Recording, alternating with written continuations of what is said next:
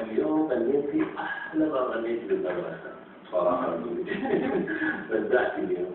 كان عسيرين. أنا مبسوطة هنا عم تشوفك. أكيد صوت ماما معجولة على فكرة. بكون العالم سمية ويحضروا. طبعا سمية من بلد جميل ورائع هي سوريا. أيضا ما نوهنا على هذا الموضوع، وإن شاء الله أيضا نتيح الأم على بلد مصر.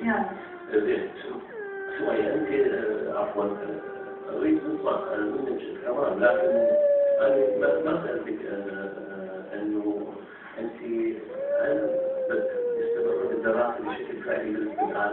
يعني وين وصلتي؟ أي مرحلة في دراستك؟ صرت بالجامعة، صرت الجيد الأدابي والغناء، صرت صف ثالث والتمنجر صرت صف خامس. أوكي. وين تدرسين حاليا؟ في الشندر.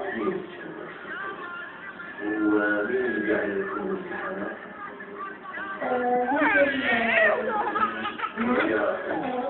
الثاني من بريطانيا بيكون بالمعهد لكن الكتاب